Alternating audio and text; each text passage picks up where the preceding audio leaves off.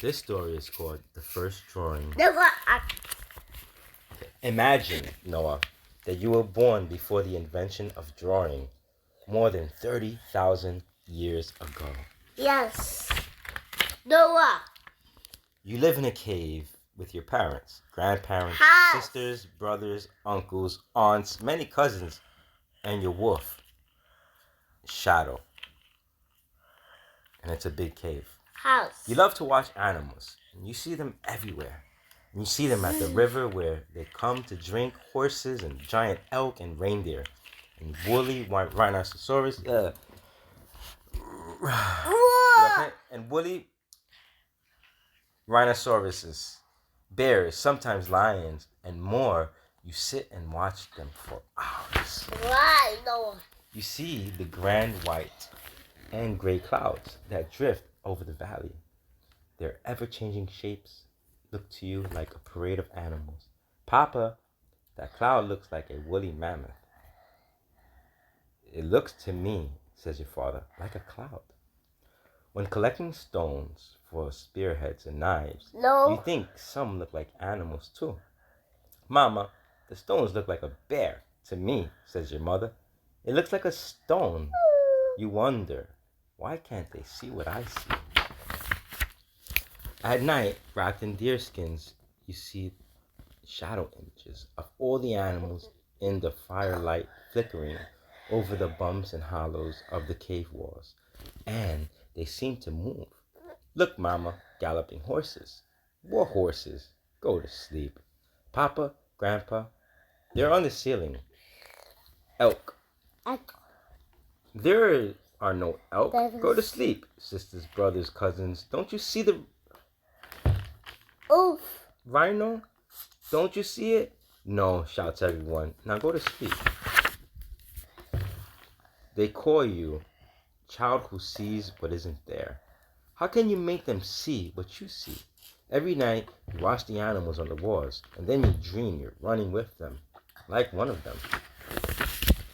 One morning you're out with your father, searching for stones, and you wander off around a hill of huge boulders, and you look up and see, right in front of you, a woolly mammoth.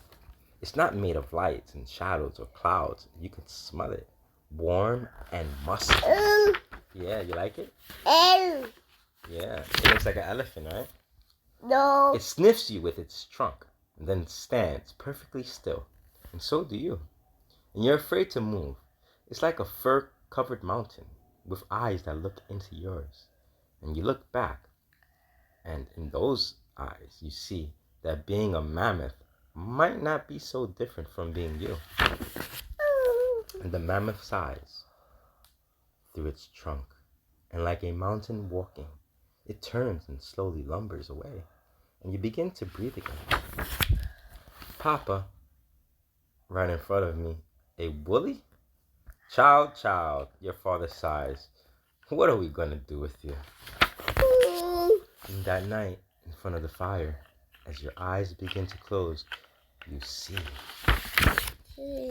an image on the wall, so big and so real, you sit up and say, yow. Yeah. Huh? Says your father. What's wrong? Says your mother. Look, on the wall. Looks like it's breathing. There's nothing, they say. Go to sleep. But look, the tail, the tusks. Why don't you see it? Now everyone is awake. There's nothing to see. Go to sleep. How can I make you see? And without thinking, you leap out of bed and take a burnt stick from the fire and run to the wall. Look, here's the tail. Here's the back legs. And you make marks of the bumpy wall to show them where to look. And the back, the front legs, the ears, the eye. Watching us. Its trunk and its tusks. Stop, shouts your father. He aims his spear at the wall, and everyone huddles by the doorway. The wide-eyed children clutching their parents' legs. I can see it, gasps your father. This is magic. No, Papa, you say. I'm just showing you. And you look at what you've done.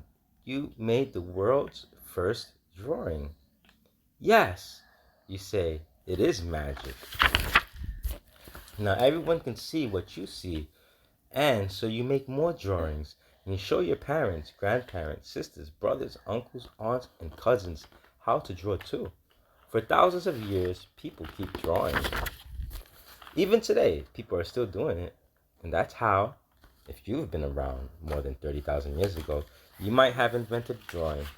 And it's still magic. Hey. You like that story? Yes. Okay. In 1994, a cave was discovered in southern France. On its walls were drawings made more than 30,000 years ago, 15,000 years older than all the other drawings known at the time. Instead of being simpler and cruder, as would be expected, this newly discovered work was, if anything, more beautiful and elegant than what was done later. In the same cave, a human footprint was found, that of an 8-year-old child. Of course, no one knows exactly who made the world's first drawing or how it even happened. And there are new discoveries being made all the time of drawings that might be even older than those found in this cave. But for someone who has drawn all his life, it has always seemed obvious that whoever invented drawing must have been a child. It's hard to imagine children not drawing, but how many adults do you know who draw? When I read of the child's footprint in the cave, I said to myself, aha, I was right. This story is my imagined version of how and why drawing was invented. Drawing is the method we have to show others what we see and how we feel about what we see. It is a way to explore and share the vast invisible world of our imaginations. And to me, that is what we call magic.